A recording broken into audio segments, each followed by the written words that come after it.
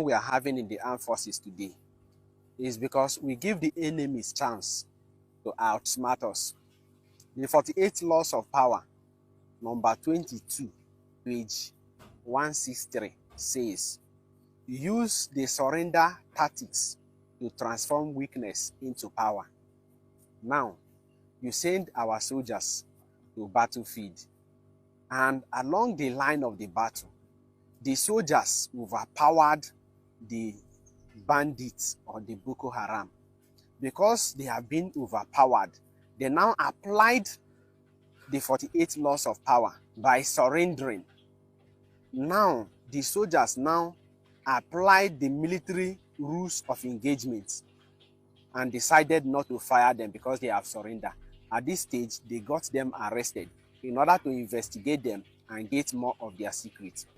Now, instead of focusing on getting their secrets, the government now retained them and said they are repented Boko Haram. You enroll them into the army, you are paying them salary and train them, giving them more secrets of the soldiers. And by the time they got the power, they will reinforce more and come back for you.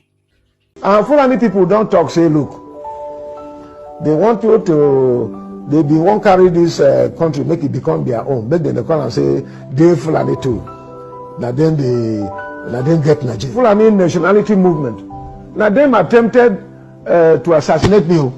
They wanted to kill me. Now only God helped me that day. I tell you, these people say Nigeria, now the only country where belongs to them. They don't write them. I have documents to show this. I don't send them to president. I don't send them to police. I don't send them to DSS. These people say, look, nothing will stop them because they wanted this revolution in 1800 and they could not achieve it by Othman Dan Fodio. But now they must take over. That they have the money, they have the power, they have the weapons, and they have everything. So this time they must take over. The Nigeria Senate has expressed deep frustration over the recurring bloodshed in Benue, Borno, Plateau, and other parts of the country, declaring that lawmakers are exhausted from offering condolences while lives continue to be lost in droves.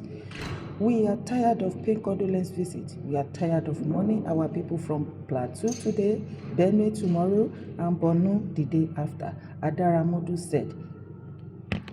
Wọ́n ló ti sún wọn o kí wọ́n pa wọ́n wọ́n ti pa wọ́n ní Plateau lẹ́nìí wọ́n ti pa wọ́n Plateau lọ́la Borno ẹjọ́ ṣé nọ́ọ̀tì nìkan náà ti ń pa wọ́n ni o ò gbọ́ nǹkan tó ṣẹlẹ̀ ní Enugu ẹ̀yin ọmọ ìran mi gbogbo àwọn ọmọ kóòtù àòjíire bí mo ní kí wá pe àkíyèsí yín sí kẹ́ jẹ́ kí gbogbo wa ká máa get ready ẹ jẹ́ á máa get ready dáadáa ká máa get prepare bá ṣe máa protect ara wa as you can see kò sí gọ́ọ̀mẹ̀ntì kankan tó wà níbi kankan tó fẹ́ protect anybody lẹ́yìn condolence visit we condemn the act ẹni tó ti kú ó ti kú àwọn tó kú tán padà ní wọ́n kàn kú dànù ṣáá ni àní kúkú yà ní Enugu mo fẹ́ kí gbogbo àwọn ọmọ kóòtù àjíire bí ká wà talat àtàgbà àtọmọdé àtọkùnrin àtòbí wa ẹ jẹ́ ká wà talat ní Enugu wọ́n ní wọ́n rí helicopter wọ́n rí àwọn army wọ́n believe pé àwọn security personnel wa ni àwọn army wa ni àwọn sójà wa ni láti protect wọn mọ̀ wípé àwọn terrorists ló wá pa wọ́n spray wọn báyìí ni ní Enugu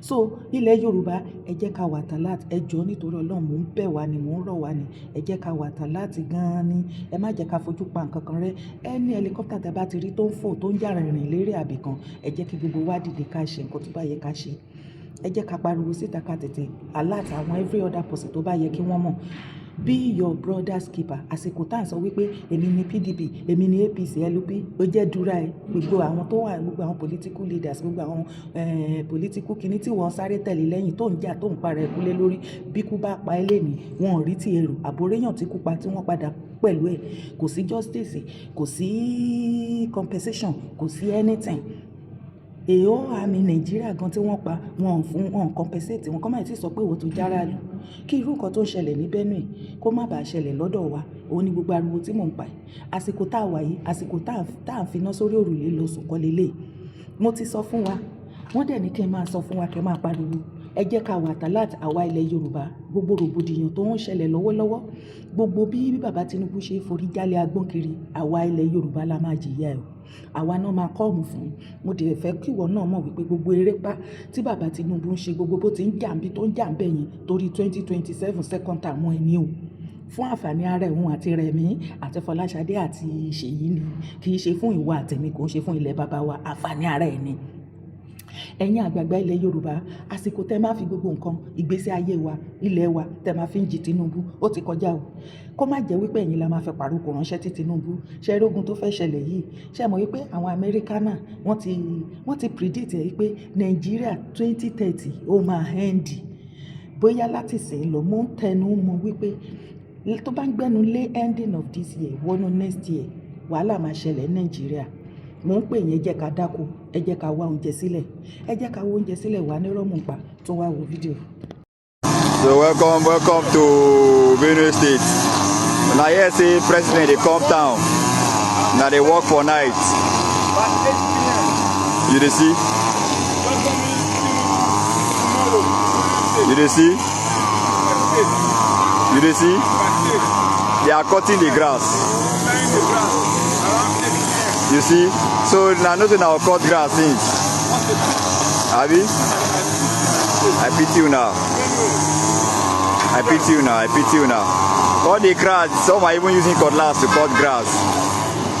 Some are using cutlass to cut grass. Now they expect president. Bro, we're supposed to be money now. What's this? What's the meaning of this one? This is bad. See our town now. I never see anything. Nítorí bàbá Tinubu ń bọ̀ ń Benue láti wá fíṣítì wọn fún condolence visit fún pípatánpa àwọn Kristẹni. Òun ni gọ́fúnà rẹ́fúrẹ́ǹ ni o, èèó ìránṣẹ́ Ọlọ́run Kristẹni pọ́nbélé, gọ́fúnà Benue State.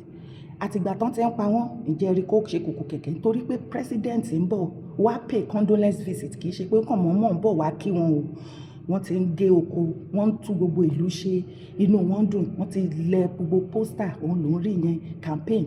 Àló tún issue síta pé kí gbogbo àwọn ọmọ Benue kan tún yáyá kan wá fi ijó àti ìlú àtorin kan wá fi pàdé president. Àlá àwọn governors wá ti ya wèrè, àwọn gbogbo everybody tó ń bá bàbá Tinubu ṣiṣẹ́, wọ́n ti sẹ́wọ̀n wọgbó, wọ́n ti ṣí èrè dànù. Ẹ̀dẹ̀ ṣọ́ pé wọ́n ti sanwó ẹ̀mí àwọn Nigerians. Jókòó kó owó, ṣó ò gbọ́ fídíò yẹn ni? Ṣé ò rí wípé wọ́n ti sanwó ẹ̀mí àwọn Nigerians ni? Wọ́n ti gbowó, torí ẹ̀ kò sí nǹkan tó máa ṣẹlẹ̀ tí orí gọ́fúnà Benue bá pé. Ṣé nǹkan tó kù tó yẹ kó ṣe lélẹ̀ nílùú tán tẹ́ ń pa àwọn èèyàn lógúnlógún lọ́gbọ̀lọ́gbọ̀? Ta ló yẹ kó máa wa ikú mu kí ọ̀fọ̀ kó ṣẹ̀ nínú Benue nígbà tí president bọ̀, kó má rẹ̀ yọ èèyàn kan báyìí kó wá pàdé ẹ̀ kó lè mọ level of things tó ń ṣẹlẹ̀? Ó wá ní kẹ̀kà tí kẹ̀kẹ́ máa jó, kẹ̀ máa yọ, ó wá tún gbogbo kìíní ṣe, inú ẹ̀ ń dùn, ó ní kẹ̀ múra, kẹ̀ dírẹ́sì, kẹ̀ wá jó pàdé ẹ̀. Mo sọ nǹkan kan nínú fídíò tí mo ṣe lánàá, mo ní ẹjẹ́ a máa gbáradì as from ending of this year títí wọ 2027. ṣó ti gbọ́ ipá Amẹ́ríkà wọ́n predict ẹ̀ wípé by 2030 kò sí nǹkan tó ń jẹ́ Nàìjíríà mọ́. Ìrìn àjò yẹn ti ń bẹ̀rẹ̀ nìyẹn. Mo wá ní kẹ́ má jẹ́ ká rẹ̀yìn láàrin ẹgbẹ́, kẹ́ má jẹ́ kán pa wá. Mo ní ẹ̀yin èèyàn jẹ́ ká bẹ̀rẹ̀ sí ní gbáradì. Ẹ̀yin kan tí ọ̀rọ̀ kì í yé, tẹ́ láìkì fantasy life, tẹ́ kì í láìkì òótọ́ ọ̀rọ̀. Ẹni yẹ̀yẹ̀ dára kẹ́mi má sọ bẹ́ẹ̀ mọ́ pé àti gba orílẹ̀-èdè, ẹ ti gba orílẹ̀-èdè Yorùbá, Oòduà land kó tó di 2027 lórúkọ Jésù. Ṣé mo wà lára àwọn tó ní ká má gbà ni? Ǹjọ́ mọ iye ẹ̀mí tó ti sọnù? Ǹjọ́ mọ iye àwọn tó yìí ń jìyà ẹ̀ lọ́wọ́? Ǹjọ́ mọ oríṣiríṣi nǹkan tó ti ṣẹlẹ̀? Rally tí ó ń ṣẹlẹ̀ lọ́wọ́lọ́wọ́ tí even ordinary street ẹyọ kan Nàìjíríà látòkè dé sàlẹ̀ wọn mọ̀ pé rally ṣẹlẹ̀ nítorí Ìgbòho lead rally ni. Lẹ́yìn tá ẹ̀ ń dunra yín nínú tá kìí fèsì reality. Nítorí Ìgbòho wà lead rally, òun lẹ rí ní tó di pé a máa ṣe ní April, a máa ṣe ní May, a máa ṣe bẹ́ẹ̀ bẹ́ẹ̀. Torí kò sí èèyàn tó máa lead rally gbà tó di end of it tí everybody wá ń pariwo lóde wípé òkè ẹ wọ aṣọ funfun, kẹ́ mú flag, kẹ́ jókòó sẹ́nu ọ̀nà. Ní one street tẹ́ ti ya fọ́tò ibi tẹ́ ti wọṣọ funfun, ṣé street yẹn mọ̀ bóyá ẹ̀ ń ṣe nǹkan kan àtọ́ kọ́ máa ti sọ wípé di ooo ilẹ̀ Yorùbá. Impact wo ni rally tó ń lọ lọ́wọ́ tẹ́lẹ̀ ń ṣe? Impact wo ló ní? Mi ò condemn, ẹ má ṣe mí gbọ́ o, ṣùgbọ́n reality ni mo gbé dání. Ẹ̀yin tẹ́ ní wọ́n ti gba orílẹ̀-èdè kó tó di 2027 tó bá ṣẹlẹ̀, ta ni ò ní dunnú? Ìdùnnú tèmi náà ni. Ṣùgbọ́n tí ò bá ṣẹlẹ̀, ẹ jẹ́ ká ní plan B, ẹ jẹ́ ká get ready. Ìdí ni wípé ta ni wọ́n dúró dè tó ń bọ̀ wá lead ogun pẹ̀lú ẹ? Ṣé ní ìgbà tó jẹ́ pé torí Chief Igboho lè lead rally òun ló rìsọ́ọ̀tì pé kó ní kálukú dúró sẹ́nu ọ̀nà kó máa ṣe rally ń bẹ̀. ṣe bá a ní leader ní Nàìjíríà tó náà ló lead movement òun náà tún lè lead bó tiẹ̀ jẹ́ Ìbàdàn nìkan bó jẹ́ village ẹ̀yọ kan kó lead kó káwọn èèyàn sẹ́yìn. ṣe bẹ́ẹ̀ Nàìjíríà Yorùbá nation leader ó ti wà Nàìjíríà ẹjọ́ kí ló dé tẹ̀lé lead rally ṣé Ìgbòho nìkan ló dágun yín ni táwọn tó fẹ́ gba orílẹ̀-èdè ṣé leader tó wà Nàìjíríà tó lead movement òun ló fẹ́ gba orílẹ̀-èdè wọ́n fẹ́ flush Fúlàní láwọn fẹ́ flush èèyàn tí ò lè lead ordinary rally òun ló fẹ́ flush Fúlàní out of south west. ẹ jẹ́ a máa face reality media èmi á sọ òtítọ́ fún yín ó bá wùn yín gbó bá wùn yín má gbọ́ kí ó kàn yín bẹ̀ àìgbọ́n yín kò dá nǹkan kan fún mi ṣùgbọ́n ẹ̀yin tẹ́ ẹ bá like òtítọ́ láti máa gbọ́ reality ẹ jẹ́ a máa get ready ó máa dín ṣé ẹ rí gbogbo ẹ̀yin ọmọ Yorùbá ẹ̀yin àlágbàgbà náà ṣé ẹ rí ẹ̀yin tẹ́ dìde tí ẹ fi gbogbo ayé àwọn ọmọ Yorùbá àtìlẹ̀ bàbá wa fi jí Tinubu bàbá ti over 80 going to 90 eré àsàpàjúdé wo ni Tinubu ń sá mo fẹ́ kí gbogbo yín mọ̀ wípé gbogbo eré burúkú tí Tinubu ń sá tó ń tiná bọ everywhere tiná ebu tí wọ́n pa àwọn èèyàn nítorí 2027 ambition fòtò yí bàbá yẹn ló ń fẹ́ ṣe wọ́n bọ̀ wá fìyà ẹ̀jẹ̀ wa wọ́n á kọjú sí wa tó bá máa fi di ending of this year wọnú next year wọ́n á àtàkì wa back to back ẹ jẹ́ ká get ready tí wọ́n bá fi helicopter tó lọ fi ń pa wọ́n ní Enugu kí lẹ rò pé ń bọ̀ wá ṣe ní ilẹ̀ Yorùbá ẹ jẹ́ dìde àtàfà àti babaláwo àtàdáhùnṣe àtòníṣègùn àtẹ́pásọ gbogbo yín ẹ jẹ́ dìde àtọmọdé àtàgbà ìyálọ́jà ìyálóde ẹ jẹ́ dìde kẹjẹ́ ká mọ̀ nǹkan tá à ń ṣe lásìkò tá a wà yìí ẹ jẹ́ get ready wọ́n ti predict 2030 Nigeria máa end ìwọ jókòó síbẹ̀ o ò lè jáde most especially a lot of people tí ò tiẹ̀ lè ṣe ordinary pé kinní kan tí ò lè lead rally ẹ̀ ń jẹ́ kéèyàn kan máa fún yín ní gàràjé tí ò sí tálẹ́ni náà tẹ́yìn dúró dé sí tó fẹ́ wá fẹ̀mí ẹ̀ sílẹ̀ fún yín tálẹ́ni tẹ́ ń dúró dé Ìgbòho lẹ́ ń dúró dé kó wá lead kó fẹ̀mí ẹ̀ kó kú dànù kọ́tà ẹ̀ kú dànù káyìí máa ṣe ilé ayé lọ ẹ pẹ̀lẹ́ ẹ lẹ́ ṣe bí ẹ ti ní leader ṣebí leader movement ti wà ní Nàìjíríà tó dẹ̀ wà Nàìjíríà kí ló dé táàrin pàtì ẹ̀ kí ló dé táàrin nǹkankan kí ló dé táwọn lè lead rally nínú street wọn kí ló dé tó jẹ́ pé Ìgbòho láyà ó lọ́mọ náà ó lẹ́bí ó lára kí ló dé ṣé wọ́n ní ká fi ṣe sacrifice ni ìwọ tó lè lead rally ìwọ yẹn ló fẹ́ wá bá mi lábẹ́ comment section kó máa sọ fẹ́mi wípé dára máa sọ bẹ́ẹ̀ mọ́ ẹ ti máa gba Yorùbá nation ṣebí like how many years tí mo ti ń sọ fún yín kẹjẹ ká fèsì reality ìgbà tí mò ń sọ fún yín pé a ṣì ní oore ọ̀fẹ́ láti ṣe many things nígbà náà ẹ sátẹ̀lì onítìrì ló mọ̀ fàyín tì kẹ padà kẹ má jẹ́ ká waste time ẹ kọ́kọ́ lọ ẹ bá everything jẹ àtìgbà náà ṣe rójú tu ta ní ẹrù pé tẹ bá ti bà nǹkan jẹ́ tán àwa máa bá yín jọra mọ́lẹ̀ a máa bá yín túnṣe kò sí anybody kò sọ́bọ̀ ń dán rẹ̀ ẹ̀yin tẹ́ fẹ́ gbé òtítọ́ jàre ẹ jẹ́ ká get ready as from ending of this year gbẹgẹdẹ agbiná ẹ jẹ́ ká bẹ̀rẹ̀ sí ní dìde ká máa ní plan ní àsìkò tá a wà ẹ́ ẹ jẹ́ ká bí alert anywhere tó bá ti rí helicopter àbí anything tó ń strange tètè máa alert àwọn èèyàn tó bá yẹ kó alert ẹ má jẹ́ àsùn lé o ó ti di woro sí woro ọ̀rọ̀ ẹ ti dojúrò wọ́n ti sanwó ẹ̀mí Nàìjíríà sí mo sọ bẹ́ẹ̀ o òun ló ti ń gbọ́nu fídíò yìí ọ̀rọ̀ mi ò jù bẹ́ẹ̀ lọ kò sí ìwọ tó bá ti lè fi rẹ̀ sílẹ̀ tó jẹ́ victim we condemn the act ló máa end ayé ẹ̀ kò sí nǹkan kan okùn kú dànù ni kó má bàa kú dànù jẹ́ ká tètè fọwọ́sowọ́pọ̀ ká dùdì ní ìfò orúkọ tèmi ò yí padà Yèyé Dára kó owó èkókòkò ó lè mí jẹ́ má gbàgbé láti like fídíò kó sì bá mi drop comment ẹ̀ bá mi share fídíò síta kìkìdá ẹ̀yin tí ẹ like reality ẹ̀yin lẹ́lẹ̀ understand Dára mi ò mọ bọ́n ṣe ń parọ́ tọ̀yàn tó bá like kan máa parọ́ fún ẹ àti gbà United Nations ti sọ pé ká máa lọ